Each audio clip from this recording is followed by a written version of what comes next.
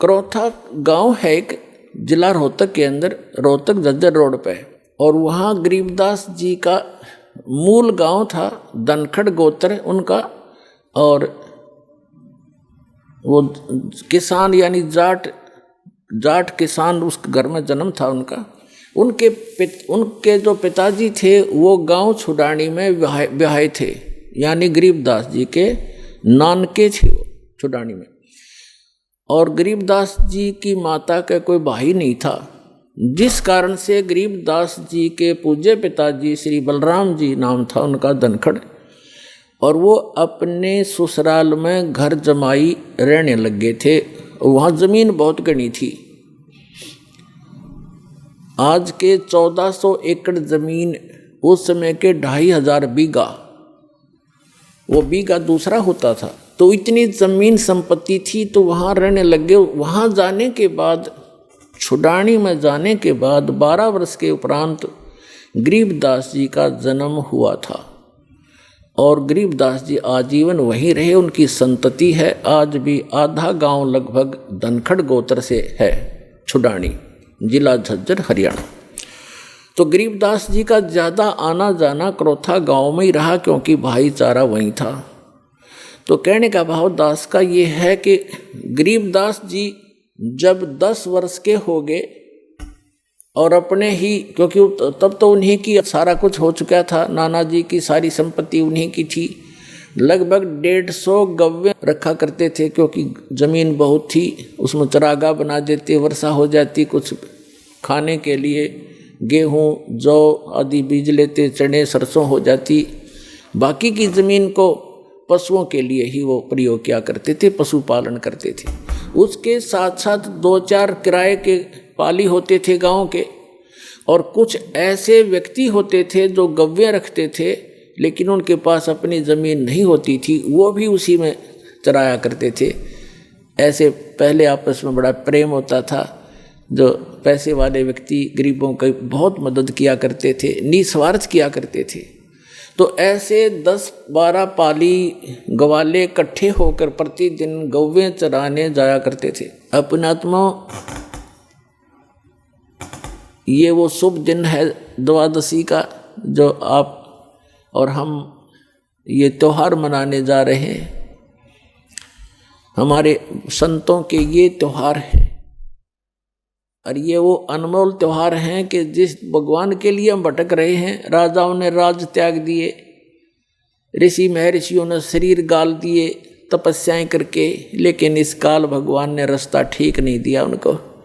और भगवान रास्ता देने आए, सही विधि बताने आए, तो हमने स्वीकार नहीं किया अपनी अबोधता के कारण।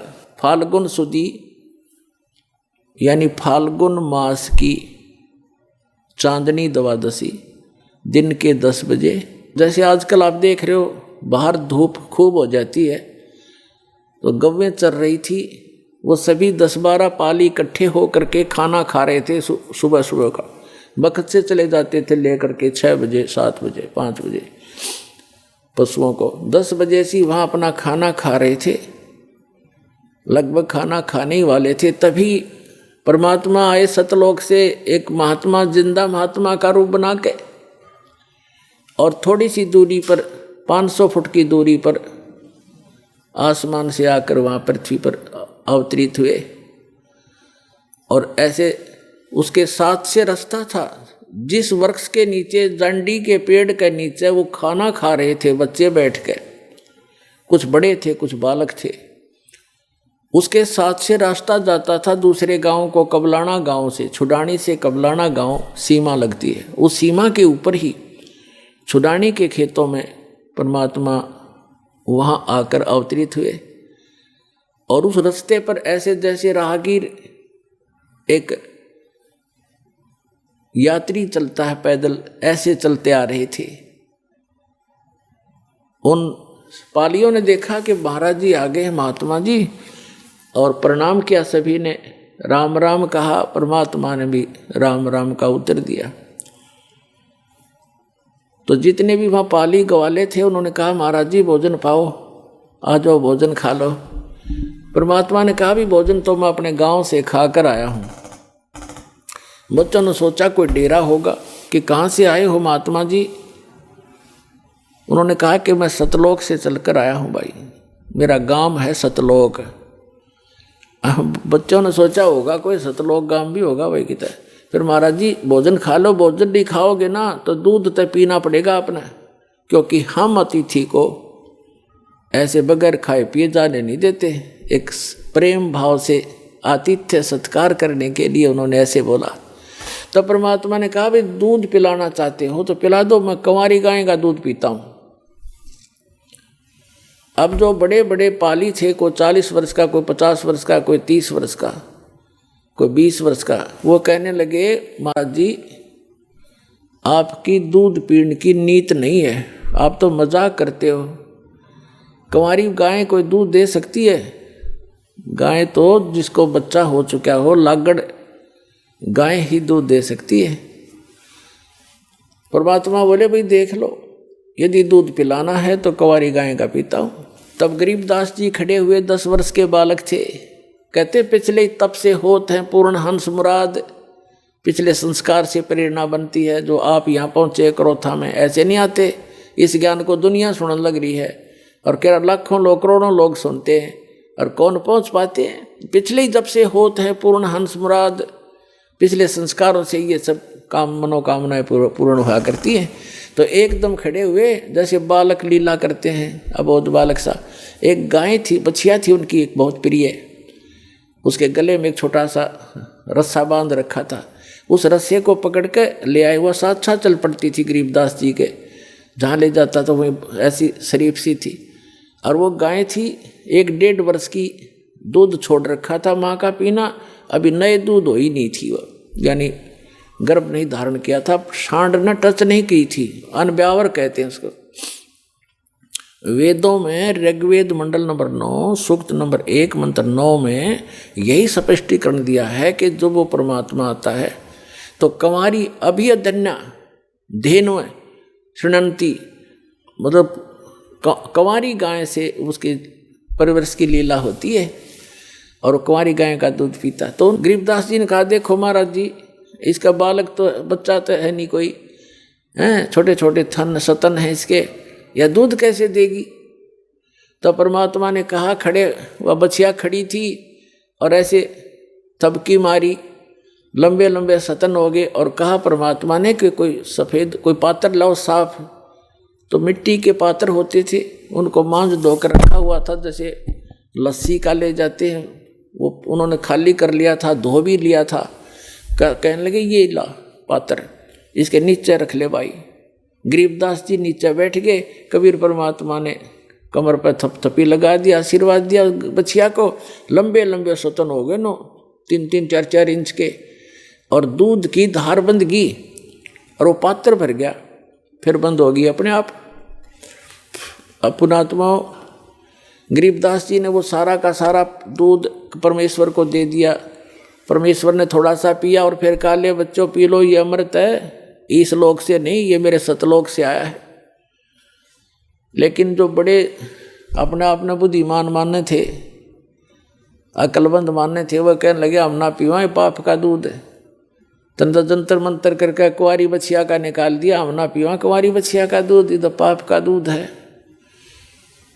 और तेरी जात का पता नहीं तो कौन सी जात का है, तेरा जूठा कदे भी ना पीवा मैं। तब गरीबदास जी ने कहा 10 वर्ष के बालक ने, ला मुझे दो भगवान, आपका अमृत कब कब प्राप्त हो हमें। तो पुण्यात्माओं ये कहते हैं पालने में पूत के पैर पहचान हो जाती है। बचपन से ही उसमें कुछ ऐसे विलक्षण गुण होते हैं जो पुण्यात्मा होती हैं। ऐसी पुण्यात्माओं को परमात्मा आकर मिलते, उसका विधान है ऋग्वेद मंडल नंबर 9 सूक्त नंबर 86 मंत्र 26 और 27 में, ऋग्वेद मंडल नंबर 9 सूक्त मंत्र 82 मंत्र 1, 2, 3 में, ऋग्वेद मंडल नंबर 9 सूक्त 20 के मंत्र 1 में, ऋग्वेद मंडल नंबर 9 सूक्त 54 के मंत्र 3 में, ऋग्वेद मंडल नंबर 9 सूक्त 94 के मंत्र 1 में, ऋग्वेद मंडल नंबर 9 सूक्त 95 के मंत्र 2 में, ऋग्वेद मंडल नंबर 9 सूक्त 1 मंत्र 9 में, ऋग्वेद मंडल नंबर 9 सूक्त 96 के मंत्र 16 से लेकर 20 में। यही प्रमाणित किया है कि वो परमात्मा ऊपर के लोक में रहता है। सह शरीर है, नर आकार है, सिंहासन की तरह, राजा की तरह सिंहासन पर विराजमान है। वहां से गति करके आता, सह शरीर आता है, अच्छी आत्माओं को मिलता है, उनको उपदेश देता है, ज्ञान देता है, सत्य भक्ति बताता है। और यहाँ कवियों की तरह आचरण करता हुआ घूमता है, वाणी के द्वारा अपना महिमा गाता है, लोकोक्तियों के माध्यम से, दोहों के माध्यम से, जिस कारण से एक प्रसिद्ध कवियों में से भी एक प्रसिद्ध कवि का की उपमा उपाधि भी प्राप्त करता है, लेकिन वो होता है भगवान। ये निष्कर्ष है चारों वेदों का। तो पुण्यात्माओं, उसी विधान अनुसार वो परमात्मा वहाँ आए, गरीबदास जी से फिर ज्ञान सुनाने लगे। वो उन अच्छी आत्माओं में से एक थे, वो महापुरुष आदरणीय गरीबदास साहिब जी, जो छुड़ानी के बालू में जन्मे थे। और वहाँ आकर के परमात्मा ने उनको सतज्ञान दे दिया। फिर गरीबदास जी ने आग्रह किया कि हे भगवान, आप जो ऐसा सुखमय स्थान बताते हो जहाँ हम पहले रहा करते थे सभी, और वहाँ कोई अभाव नहीं, वहाँ ऐसी फुहार गिरती रहती है, सुंदर शरीर है, नाश नहीं होता, कभी वृद्ध नहीं होते, कभी रोग नहीं होता, मृत्यु नहीं होती, सबके परिवार हैं, वहाँ आपके घर बने बनाए शेष खाली पड़े हैं, क्या मुझे वो स्थान दिखाओगे? परमात्मा तो अपना गवाह बनाने के लिए आते ही हैं कि मेरा गवाह बने, दुनिया को बताएगा। फिर छाती ठोक के गरीबदास जी को परमात्मा ने प्रथम मंत्र दिया और जल पान वो कराए, दूध पान करा दिया। प्रथम मंत्र में ऐसे ही किया जाता है। दास भी जब से मंत्र देने लगा है, मेरे गुरुदेव भी ऐसे ही करते थे। प्रथम मंत्र के साथ आपको वचनामृत दिया जाता है, वचन से शुद्ध करके, और साथ में मिश्री दी जाती है ये, और मंत्र दिया जाता है। ऐसे पेय पदार्थ के साथ इसको पान परवाना कहते हैं। तो गरीबदास जी को ऐसे पान परवाना दिया था दूध के साथ, और फिर सतलोक लेकर गए। जब गरीबदास साहिब जी जा रहे थे, धर्मराज का लोक दिखाया, ब्रह्मा विष्णु महेश का लोक दिखाया, और एक कॉमन स्वर्ग था वो दिखाया, ब्रह्मलोक दिखाया। ब्रह्मलोक के अंदर परमात्मा ने दिखाया कि एक नकली सतलोक, नकली अलखलोक, नकली अगमलोक और अनामी लोक इस काल ने झूठी रचना करवा रखी है जीव को भ्रमित करने के लिए। और फिर धर्मराज के दरबार में लेकर गए, फिर ऊपर गए, सारा कुछ दिखा करके सतलोक में जब पहुंचे परमात्मा 12वां द्वार पार करके, 12वां द्वार पार करके सतलोक में पहुंचा जाता है। अभी तक ये कोई 10वां द्वार तक सीमित थे। और एक जम्मू के अंदर रांजड़ी का एक मधु परमहंस का भाव है, वो तो छाती कुट्या करता के 11वां द्वार पा गया, 11वां द्वार पा गया, आज तो किसी ने नहीं बताया। अरे भले आदमी कबीर साहब की वाणी में पढ़ लिया तो घर से लाया था, और वो भी इनकम्प्लीट नॉलेज। जबकि 12वां द्वार पार करके परमात्मा प्राप्ति होगी, अर्धी की गांठ से पंसारी नहीं बन जाता। तो 12वां द्वार पार करके परमात्मा सतलोक लेकर गए, 7 संग ब्रह्मांड अक्षर पुरुष के पार किए। और जब सतलोक में प्रवेश किया, क्या देखा? सिंहासन के ऊपर परमात्मा विराजमान है, उनका इतना सुंदर शरीर है, तेजों में सुंदर शरीर, सफ़ेद शरीर है मालिक का, बहुत सुंदर। और एक रोम में, रोमकूप समझो, रोम कहो, एक रोमकूप की इतनी शोभा है जैसे करोड़ सूर्य मिला दे, करोड़ चंद्रमा। इतना नूर है उस परम पिता के बॉडी का, इतना सुंदर शरीर है, चमक इतनी निकल रही है उसके अंदर से। सिंहासन पर विराजमान, सिर पर मुकुट है, सुंदर मुकुट जैसे राजा पहनते हैं, और ऊपर एक सफेद छत्र है। एक बहुत बड़ा गुम्बज बना हुआ है, बहुत बड़ा सुंदर गोल गोल आकार का गुम्बज, गुम्बद जिसको स्तूप भी बोलते हैं। जब परमात्मा नीचे से गए, वो जिंदा महात्मा के रूप में थे, और वहाँ एक चंवर रखा था। जिंदा महात्मा के रूप में जो परमात्मा दूसरे रूप में गए थे नीचे पृथ्वी से, गरीबदास जी को साथ लेकर के, उसकी आत्मा को, शरीर नीचे रह गया था गरीबदास जी का, आत्मा को ले गए थे सूक्ष्म शरीर, फिर ऊपर कारण शरीर सब छोड़ करके वहाँ ओरिजिनल शरीर होता है जो आत्मा का, स्वयं का 16 सूर्य का प्रकाश हो जाता पूरी बॉडी का। है नर आकार, मनुष्य दृश्य ही है वहाँ पर सतलोक में। सभी जितने भी वहाँ मनुष्य हैं, स्त्री पुरुष हैं, इसी तरह संसार है और सबका नूरी शरीर है और उनका अपनी बॉडी का प्रत्येक का तो 16 सूर्य जितना प्रकाश है और परमात्मा के एक रोमकूप का करोड़ सूर्य मिला करोड़ चंद्रमा इतना शरीर है, ऐसा प्रकाश है। लेकिन है दोनों ही एक जैसे आकार के, मनुष्य आकार है सबका। भगवान भी नर आकार में है, मानव आकार में, और सभी वहाँ के प्राणी भी मनुष्य जितने, स्त्री पुरुष बहन भाई सब मनुष्य जैसे ही। और ऐसी सृष्टि है, वहाँ वृद्ध अवस्था नहीं होती, वहाँ मृत्यु नहीं होती। ये बॉडी जो नाड़ी तंत्र से नहीं होता वहाँ पर, वो सुंदर शरीर होता है, एक तत्व से बना हुआ होता है। उसका वर्णन यहाँ करना और समझाना दास के लिए दुर्लभ है, क्योंकि आप उस अतिथि को पकड़ नहीं पाओगे। वो तो वहाँ जाए पता लगेगा आपको। आकार ऐसा ही है, वहाँ वृद्ध अवस्था नहीं होती, सदा युवा रहते हैं। एक सतिथि में जा कर के युवा जब हो जाते हैं वो एक बस, उसके बाद उसकी आयु घटती बढ़ती नहीं। तो इस प्रकार वहाँ की स्थिति है। गरीबदास जी ने वहाँ का नज़ारा देखा, ओए होए, और फिर क्या किया कि कबीर साहब जो जिंदा महात्मा के रूप में गए थे, वो चंवर उठाकर अपने दूसरे रूप जो सिंहासन पर विराजमान थे उस पर चंवर करने लगे। जैसे एक सेवक अपने गुरुदेव पर करते हैं या नौकर अपने राजा पर करते हैं, राजा के सेवक श्रद्धा से मक्खी हटाने के लिए, जीव जंतु ना मर जाए उद्देश्य तो उनका ये होता है। लेकिन वहाँ एक शौक के लिए, शान और आदर सत्कार के लिए करते हैं। वहाँ मच्छर माखी का कोई लेन देन नहीं है, कोई व्यवहार नहीं है। तो गरीबदास जी ने सोचा कि ये जो नीचे से बाबा जी आया है, ये तो नौकर है इस भगवान का, इसका सेवक है, चेला चला होगा इसका, और भगवान तो ये बैठा है नू देखे बार बार उसके चेहरे का। गरीबदास जी कहते हैं कि सवेत छतर सिर मुकुट विराजै और देखत ना उस चेहरे नो। भगवान के सिर पर सफ़ेद मुकुट है, ऊपर सफ़ेद छत्र है और सुंदर मुकुट है। कहते उस चेहरे ने देखते नहीं, वो साकार है, हमरे ही उनिहार है, हमारा सृजनहार।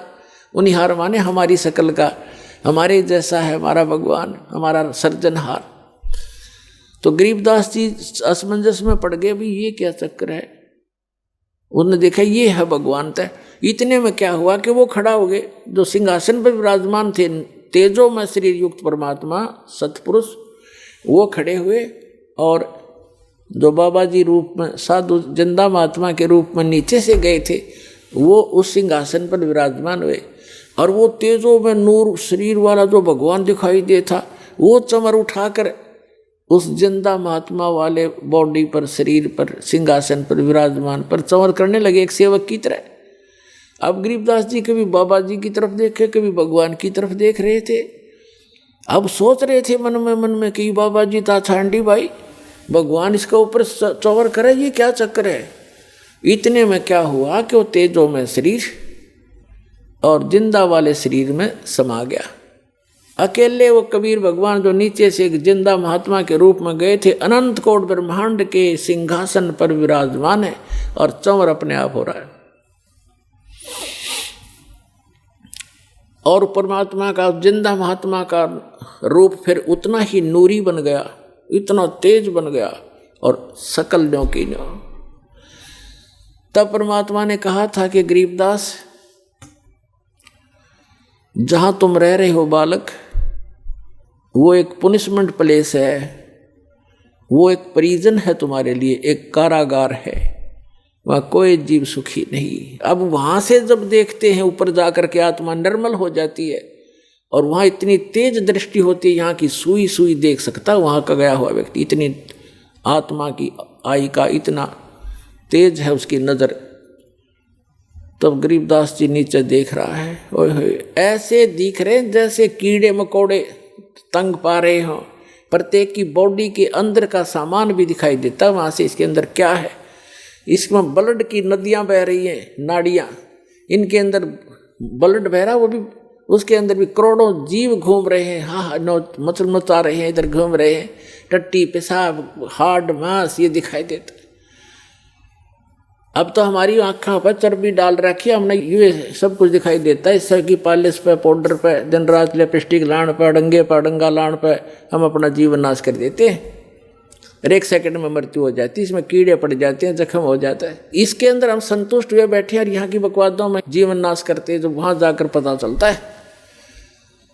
तब परमात्मा ने कहा कि अब नीचे जा बेटा, ये है तुम्हारे स्थान, ये खाली महल पड़े सारे, जो नीचे चींटी से लेकर हाथी तक और राजा और रंग जितने पृथ्वी पर इस काल के 21 ब्रह्मांड में तुम गए हो, और जितने ये परब्रह्म के, उस परब्रह्म के अक्षर पुरुष के लोक में गए हैं, इन सब के इस सतलोक के अंदर अलग अलग बहुत सुंदर महल हैं, एक जैसे, उनमें कोई अंतर नहीं किसी भी फैसिलिटी का। वहाँ कोई ऊंच और नीच नहीं है, वहाँ कोई जात और पात नहीं है, वहाँ मरण और वृद्ध अवस्था नहीं है। ये वो स्थान है। पुणात्माओं, गीता अध्याय नंबर 7 के श्लोक नंबर 29 में कहा कि अर्जुन, मेरे इस ज्ञान का जो आश्रय कर लेगा, चौथे अध्याय के 32 और 34 श्लोक में कहा है कि भगवान वो परमात्मा स्वयं आकर के अपने मुख कमल से तत्व ज्ञान प्रचार करता है। उसके अंदर यज्ञों की जानकारी, धार्मिक अनुष्ठानों की जानकारी विस्तार पूर्वक कही गई है। वो तत्व ज्ञान है। उस तत्व ज्ञान को तत्वदर्शी संतों के पास जाकर समझ, यानी गीता ज्ञान दाता भी उस तत्व ज्ञान से अपरिचित है। वो गॉड गिवन ज्ञान है, वो तत्व ज्ञान है। भगवान आकर स्वयं देता, अपने मुख कमल से बोलता, सच्चिदानंद घन ब्रह्म, वो परम अक्षर ब्रह्म। तो 7वें अध्याय के 29वें श्लोक में कहते हैं, गीता ज्ञान दाता कह रहा है कि मेरे इस ज्ञान का जो आश्रय कर लेता है, तत्वदर्शी संत की खोज कर लेता है, और वो व्यक्ति जरा और मरण से छूटने का प्रयत्न करते हैं। कौन करते हैं?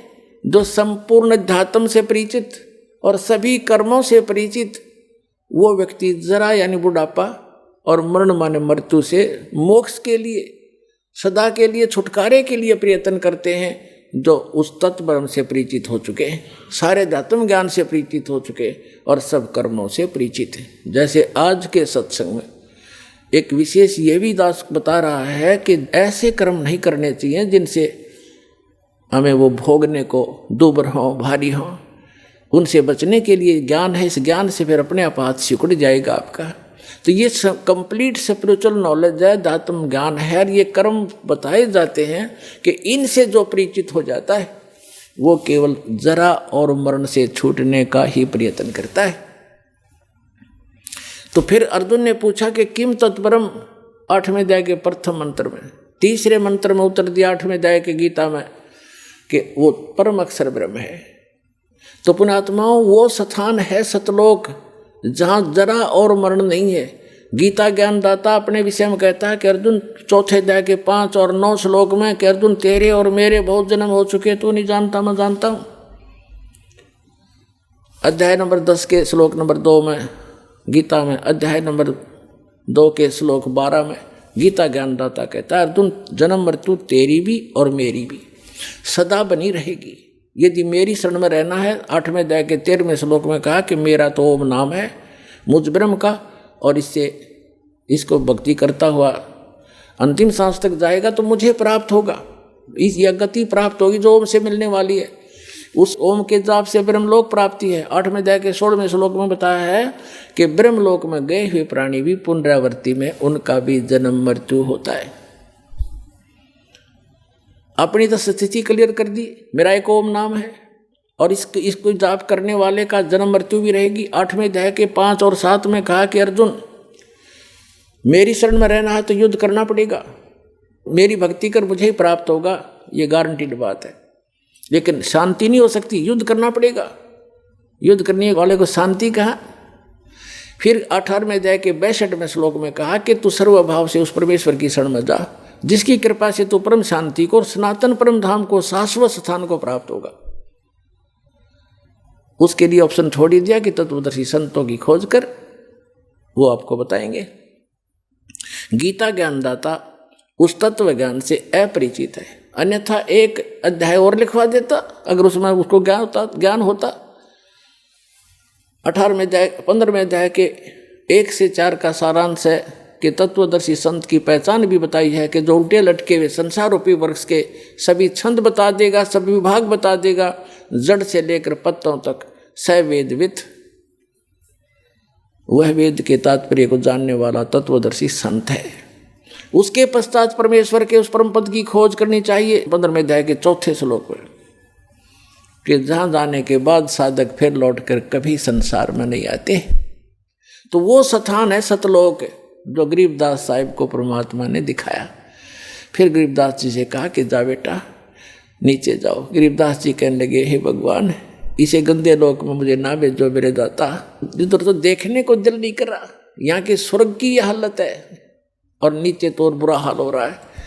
तब परमात्मा ने कहा, वैसे तुम यहाँ नहीं रह सकते बच्चा, क्योंकि जब आप यहाँ से गए आप पुण्यों से परिपूर्ण थे। अब इतने ही पुण्यों से भक्ति से धनी होकर के वापस आ सकते हो, तब यहाँ पर स्थायी स्थान मिलेगा तुम्हें। और उसके लिए मैं ऐसा मंत्र दूंगा, सतनाम और सारनाम और प्रथम मंत्र, इन सब की भक्ति करने से आप वहाँ ऋणी होगे हो, काल के जाल में फंसे हो। वो तुमसे टैक्स लेता है, क्योंकि ये पृथ्वी किस ब्रह्मांड उसने तप करके प्राप्त किए, ये उसका अपना साधन है। और तुम गलती से चले गए, गलती करके वहाँ। अब उसने पहले तो तुम्हारे को लूटा, स्वर्ग बना करके वहाँ रेस्टोरेंट बना रखे हैं। 10% किसी में चार्जेज है, किसी में 20%, किसी में 25% टैक्स लेता है। बाकी सब सुविधाएं, नाचना गाना और बकवास रंडी बाजी कुछ करो वहाँ पर। लेकिन वो पैसे खर्च होते, अक्षीण होते, और जिससे ये सब अपना गुजारा चला रहे। तब परमात्मा ने कहा, तुम नीचे जाओगे, एक ऐसी अनमोल भक्ति दूंगा बेटा, थोड़े ही समण से घने धनी हो जाओगे उस भक्ति के। अब क्या बताया है। फिर गरीबदास जी नीचे आए। गरीबदास जी ने स्वीकार किया कि जो आपकी आज्ञा, और कहा बेटा नीचे जाकर बता, ढोल पीट दे मेरा और गवाह बन जा बेटा। तेरे भाई बहन बहुत सभी यहाँ से गए हुए सब मिसगाइडेड हैं। और कबीर भगवान ने उनके अंतःकरण में कंप्लीट स्पिरिचुअल नॉलेज फीड कर दिया। पहले यही नॉलेज परमात्मा ने इस सरपुरुष जो 21 ब्रह्मांड का स्वामी जो काल है, इसके अंदर फीड किया था। इसने क्या किया, और उस समय आने पर निकलना था, ऐसा विधान बनाया दाता ने उनके, कि समय आने पर वो अपने आप उसके श्वासों के माध्यम से समुद्र में प्रकट हो गया। सामने श्वासों से बाहर निकला तो कमल के फूल के ऊपर ऐसे बहुत सुंदर जो वेद बने बनाए उसके अपने, जैसे आप देखते हो कहाँ से फैक्स किया जाता है, ईमेल की जाती है, कहाँ कंप्यूटर से निकाल लिया जाता है, पूरा मैटर, बुक की बुक निकाल लो, ग्रंथ के ग्रंथ निकाल लो। ऐसे उसके श्वास के अंदर से वो ग्रंथ बाहर आ गए। हमारी ये भौतिक विज्ञान है, वो आध्यात्मिक विज्ञान है। जैसे कई मूर्ख बनाते हैं हमें कि उस समय कहाँ से कागज आ गए, कागज था ही नहीं, ये नहीं था। अरे भगवान ने जो पृथ्वी बना दी, ये कहाँ था पहले? उन्हें कागज बनाते देर लगे। तेरा गजब, हमारी यहाँ बुद्धि सीमित कर दी अनाड़ियों ने। तो उसने ज्ञान पढ़ा, इस काल भगवान ने क्या किया, उस सारे ज्ञान को पढ़ा, जिसके अंदर उसकी विशेष जानकारी थी और भक्ति विधि थी, वो उसने न कर दी। केवल काम चलाओ ग्रंथ रख लिए, जो ना तो भगवान की महिमा भी है उस ग्रंथों में और उसका ज्ञान पूरा नहीं है। और वेद भी लास्ट में लिख देते हैं, नेति नेति, कि जितना हम बता रहे हैं इतनी महिमा उसकी नहीं है, उसकी और भी शेष है। तो इस प्रकार 4 अध्याय 15वें अध्याय के 4 श्लोक में कहा है कि उसके पश्चात परमेश्वर की उस परम पद की खोज करनी चाहिए, जहां जाने के बाद साधक लौटकर कभी संसार में नहीं आते। तो गरीबदास साहिब जी को नीचे भेजा परमात्मा ने, कहा कि जा बेटा तुझे ऐसी भक्ति दूंगा। तो गरीबदास जी ने फिर थोड़ा सा प्रमाण दिया है, थोड़ा बताऊंगा, फिर सत्संग इससे हटकर है। क्या कहा? सतनाम पालड़ रंग होरी हो, और 14 लोक चढ़ावे राम रंग होरी हो, 3 लोक पासंग धर रंग होरी हो, तो ना तुले तुलाया राम रंग होरी हो। ये सतनाम इतना कीमती है।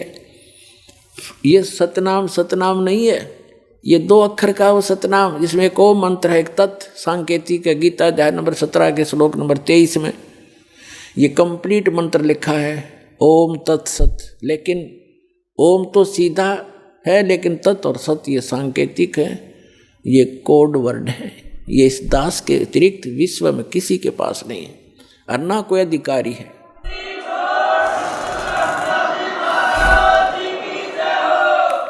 तो इनमें से ओम और तत् मिलकर वो सांकेतिक शब्द, ये सतनाम बनता है 2 अक्षर का। और जिस भी महापुरुष का उद्धार हुआ है, उन्होंने परमात्मा से प्राप्त करके इसी का जाप किया है।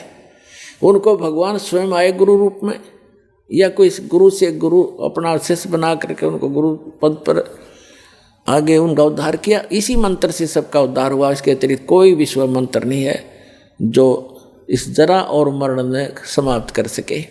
तो क्या बताया कि इस सतनाम के सुमरण का एक बार श्वास उश्वास से मर्यादा में रहकर पूरे गुरु से लेकर, अपने आप नहीं, कोई घर का आप पे गुरु बन जाए आगे चेले बनाओ, वो महापापी अपराधी व्यक्ति है, उसे कोई लाभ नहीं होगा। जैसे इस दास से प्राप्त करके कोई निकम्मी आत्मा, दुष्ट इंसान स्वयं ये मंत्र किसी को आगे दान करने लग जाए, देने लग जाए, गुरु बन जाए, वो सबसे बड़ा शत्रु और होगा इस मानव समाज का। भगवान का द्रोही होता है वो व्यक्ति, क्योंकि वो अधिकारी नहीं है, वो झूठा लाइसेंस बना रहा है, वो डुप्लीकेट पासपोर्ट बना रहा है। आगे चल के समय पर धोखा देगा वो पासपोर्ट उसका। इस विश्व में इस दास के अतिरिक्त आज के दिन दूसरा कोई सतमार्ग और ये ज्ञान और उपदेश का अधिकारी नहीं है। ये सत्कर मान लियो पुण्यात्मा, झूठ नहीं बोलता दास।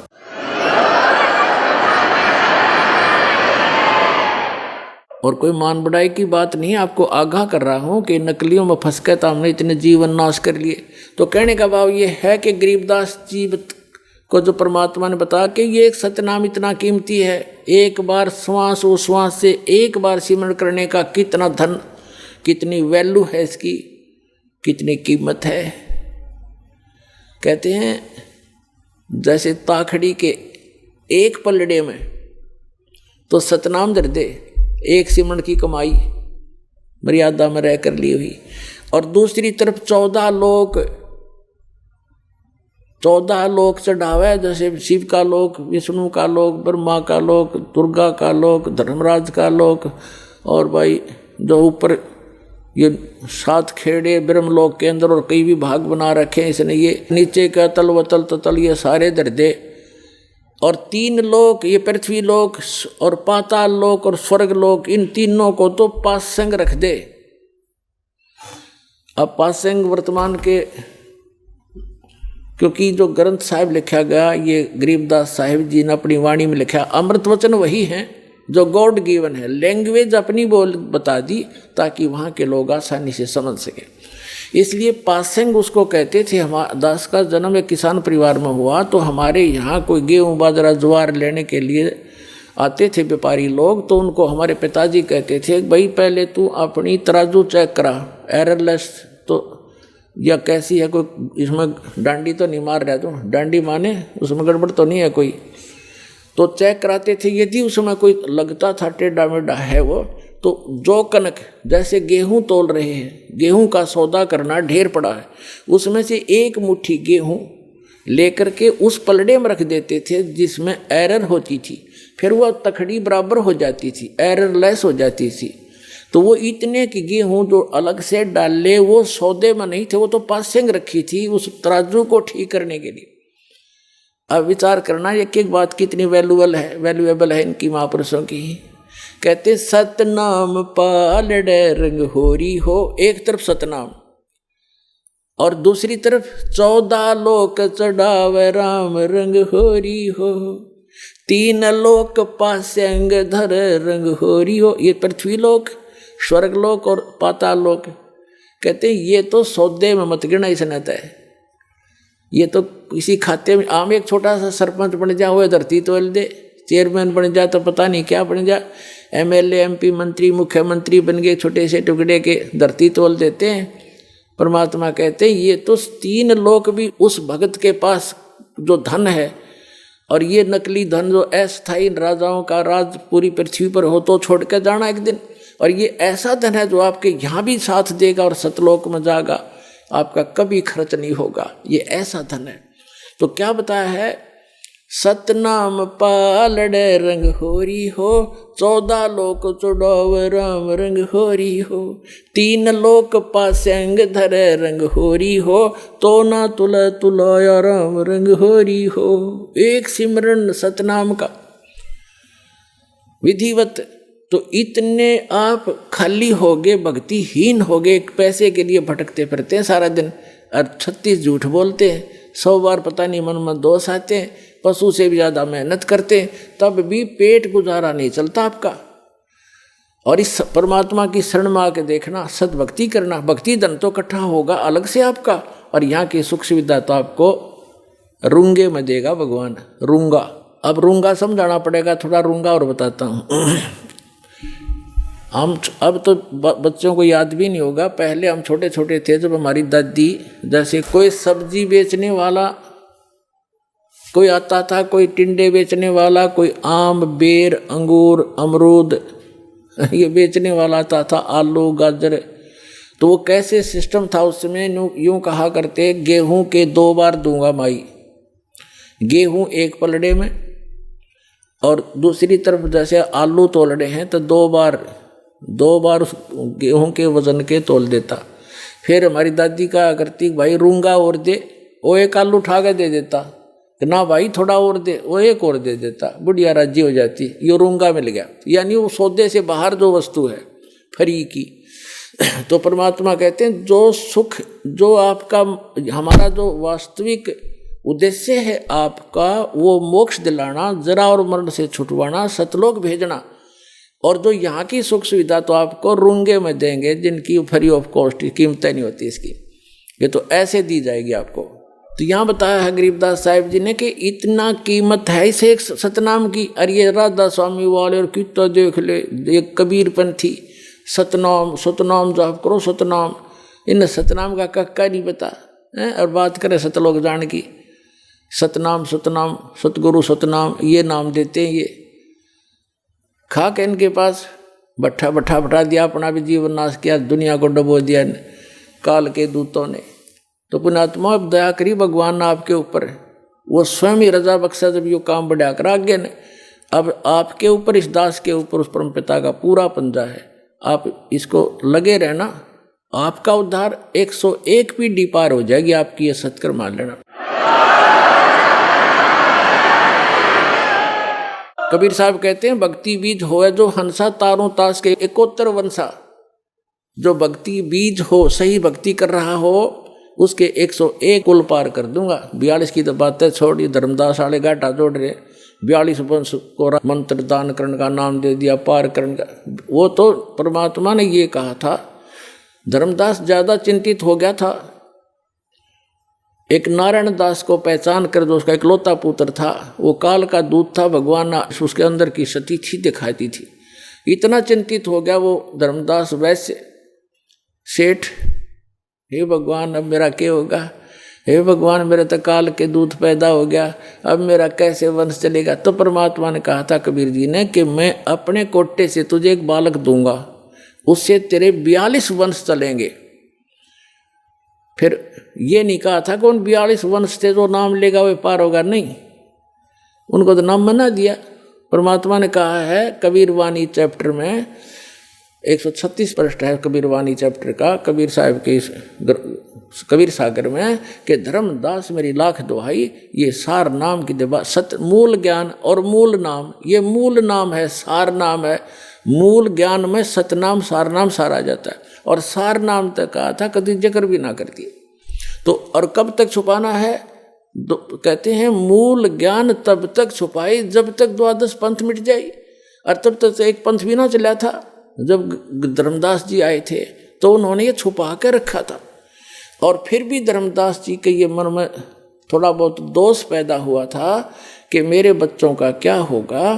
तो परमात्मा ने कहा था कि धर्मदास जब 5500 वर्ष का कलयुग बीत जाएगा तब मैं फिर आऊँगा, और गरीब 12वां पंथ जो होगा उसमें आगे जाकर मेरी एक ब्रांच होगी, उसमें उसी में मैं फिर आऊँगा। तेरे जो सतनाम को ग्रहण करेंगे, सच्चे नाम को, सार नाम को, तेरे 42 वंश तोड़ सारा विश्व पार करूंगा उस समय। तो तब धर्मदास का दिल टिक गया था। अरे ये मारे सट्टे दामा खेड़ा और फलाने वाले लोग दामा खेड़ा वालों की 42 वंश की गद्दी को आशीर्वाद दे रखे है, उनको कख भी ना पता आज तक, खाक पार करेंगे उन्हें सतनाम का नहीं पता, और ना सार नाम तो छीट भी नहीं लगी उनके। तो पुण्यात्मा ये भ्रमित है, उनको त्याग कर यहाँ अपना कल्याण कराओ। दास का सिर्फ इतना उद्देश्य है कि सही रास्ता मिल गया अपने को, और योगों पर्यांत दाव लग गया आपका, इसका लाभ उठाओ। अब जो प्रसंग है वहीं आते हैं। अब गरीबदास जी को परमात्मा ने वहां से छोड़ा कि जा बेटा। उधर से क्या हुआ कि वो पाली जो थे ग्वाले, उन्होंने 2-3 घंटे के बाद देखा कि वो लग गए अपने इधर उधर, अब अपने पशुओं को दूर ले गए, लंबे दूर दूर खेत होते थे, वो तो उठकर चले गए सब। उस समय केवल वो 2 रह गए थे, गरीबदास जी और परमात्मा कबीर जी ऊपर लेकर गए उस समय। तो काफ़ी देर के बाद उन पालियों ने देखा कि भाई वो बच्चा नहीं आया, कहाँ है वो लड़का, लड़की का लड़का। गरीबू नाम था उनका, गरीबदास को गरीबू कहा करते थे। वो आए वापस, देख का वो जांडी के नीचे बैठे थे, बाबा जी तो ना दिखता, वो अकेला बैठा भगत। अब उसने आवाज़ लगाई, एक दूसरे पाली ने, ग्वाले ने, अरे गरीबू उठ ले भाई, आजा अपनी गऊओं को संभाल ले, तेरा समय हो गया है। उनकी बच्चों की पालियों की टाइम होया अगर शिफ्ट लगाई जाती है, 2 घंटे तू खड़ा होगा, फिर 2 घंटे मैं खड़ा होगा, पशु इधर उधर ना भाग जाए, किसी की खेती में नुकसान ना कर दें, ऐसे रखवाले खड़े होते थे पाली। तो उसने आकर के उसको बिल्कुल निकट आकर पकड़ के कहा, ये भगत जी खड़ा हो ले। गरीबदास जी बैठे ऐसे, आंखें खुली, शरीर में आत्मा थी नहीं, उन ऐसे ऐसे हिला तो गिर गए नीचे। तो उसने आवाज़ लगाई अन्य पालियों को, ग्वालों को कि भाग्याओ भाग्याओ, ये लड़की का लड़का मर गया, इसकी मृत्यु होगी। सब चिंतित हो गए। 2 पाली वहाँ से गांव की तरफ दौड़े आए। 1.5 किलोमीटर की दूरी पर गांव था, उस स्थान से जहाँ ये परमात्मा प्रकट हुए थे। आज भी छुडानी गांव के बाहर, कबलाना से छुडानी गांव को एक रोड जाती है, झज्जर और भादगढ़ रोड से कबलाना गांव से एक लिंक रोड जाता है। उसके ऊपर एक यादगार बनी है छोटी सी, पहले जांडी थी, वहाँ पर एक पेड़ कट गया, गल गया, खराब हो गया, उसके स्थान पर यादगार आज भी बनाए हुए हैं। वहाँ स्पष्ट लिखा है कि यहाँ कबीर परमात्मा गरीबदास साहिब जी को मिले थे। तो क्या हुआ, गाँव वालों को पता चला, माता पिता दोनों अचेत हो गए। 12 वर्ष के बाद संतान उत्पन्न हुई थी और वो भी मृत्यु को प्राप्त हुआ। गांव नगर के लोगों की लाइन लगी उस घटना स्थल की तरफ। उनको बताया गया कि एक बाबा जी आया था, जंतर मंत्र का दूध पिला दिया, हम तो नाटे थे, कुंवारी गाय का दूध निकाल के इसको पिला दिया, हमने तो पिया नहीं, हम तो बच गए। और बच्चे ने पी लिया, यो मर गया। घर पे ले आए, अंतिम संस्कार की तैयारी करने लगे। इस सारे प्रोसीजर में अंतिम संस्कार करने लगे, चिता पर रख दिया, 8-10 घंटे लग गए उनके। उधर से परमात्मा ने ऊपर के सारे ब्रह्मांड दिखा के गरीबदास जी को वापस भेज दिया शरीर में। चिता के ऊपर अग्नि लगाने वाले थे, तभी एकदम सारे शरीर में कंपन हुई और गरीबदास जी के ऊपर जो रस्से बांध कर ले गए थे वो टूट गए, अपने आप खुल गए और एकदम खड़े हुए। ऐसे लगा जैसे दूसरे देश में आ गए हो। और फिर जो वाणी परमात्मा ने उनके अंदर फीड कर दी थी, वो अपने आप टेप रिकॉर्डर की तरह बोलने लगे। गांव वालों ने सोचा अच्छी बात है भाई, भगवान ने दया करी, लड़की का लड़का जीवित तो हो गया, पर ये तो पागल हो गया, मेंटल एंड बैंड बोल रहा है, पता नहीं क्या क्या बक रहा है। तो उन्होंने सोचा कोई बात नहीं, पागल है, जैसा भी लड़की अपना जीवन पास कर लेगी इसके साथ। ये पागल ने देख देख कर जी लेगी, नया मर जाती। तो ऐसे ही परमात्मा की अमृतवाणी बोला करते थे, लेकिन वो छुड़ाने के भोले व्यक्ति भगवान की वाणी को ना समझकर उसको पागल कहने लगे, बावड़िया, मेंटल गरीबदास जी। ऐसे ही 3 वर्ष बीत गए। एक दादू पंथी गोपाल दास नाम के एक वैश्य थे, सेठ लाला जी बनिए, और वो दादू पंथ से दीक्षित थे, घर पार त्याग कर वो उसमें अपना संन्यास लिए हुए थे। और दादू साहब जी को भी परमात्मा लेकर गए थे सतलोक में, ऐसे ही जैसे गरीबदास जी को लेकर गए। 7 साल के थे दादू जी, और फिर उनको वापस छोड़ा था। दादू साहब जी ने भी कबीर साहब की महिमा कलम तोड़ लिखी हुई है। जिन मुझको निज नाम दिया सोए सतगुर हमार, दादू दूसरा कोई नहीं कबीर सिरजनहार। अब गोपाल दास संतों की वाणी से परिचित था, साधु संत बना हुआ था, लाल कपड़े पहने हुआ था, और छुड़ानी के अंदर उनका कोई शिष्य था, उसके पास आता जाता था। तो वो 2-3 वर्ष के बाद आना हुआ, 3 वर्ष के बाद, तब उस व्यक्ति ने कहा कि हमारे ऐसे चौधरी का एक लड़का दोता देवता ऐसे ऐसे किसी साधु संत ने जंतर मंत्र का दूध पिला दिया, कुंवारी गांव का गाय का निकाल गया, और इससे वो पागल हो गया, मर गया था, वो तो मृत्यु को प्राप्त हो गया था। भगवान ने दया करी, जीवित तो हो गया बाबा जी महात्मा जी, पर वो पागल हो गया। और हमने सुना है कि संत की विद्या को संत ही काट सकता है, आप दया करो तो वो जीवन सफल हो जाए उस बेटे का। तो गोपाल दास ने कहा कि बुलाओ उसको, लाओ बच्चे को मेरे पास, मैं देख लेता हूँ। वो कोई भूत बात का जाड़ा जाने था छोटा मोटा।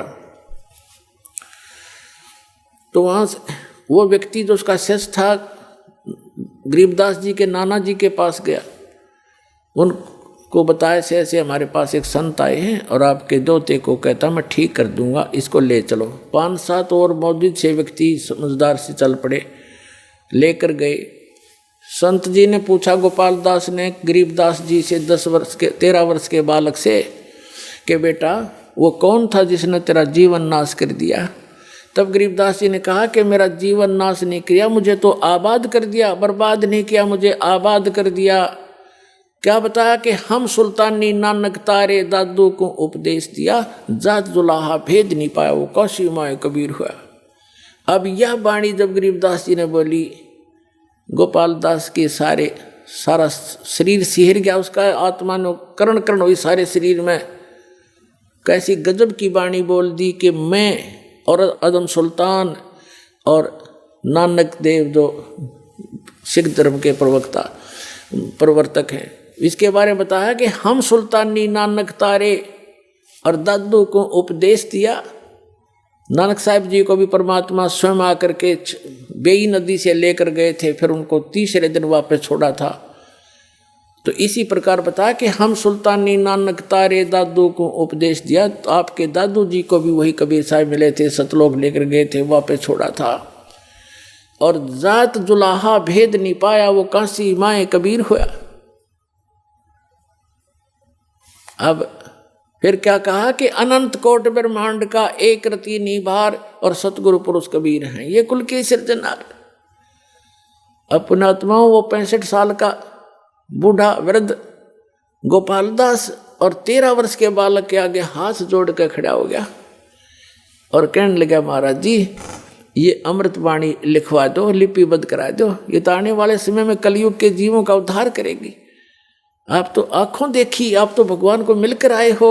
अब गरीबदास जी चल पड़े, 13 वर्ष के बालक और पीछे पीछे 65 साल का वृद्ध महात्मा करबद्ध होकर कहा महाराज अर्ज करता हूँ दया करो।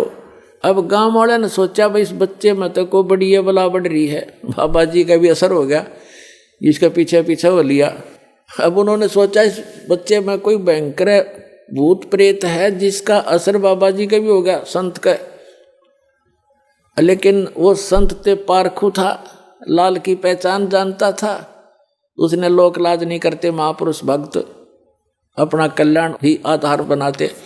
तीसरे दिन जाके गरीबदास जी ने कहा कि महात्मा जी जब संपूर्ण लिखो तो मैं लिखवाऊं, बीच में छोड़ के जाओ तो मैं नहीं लिखवाऊंगा, तुझे पाप लगेगा।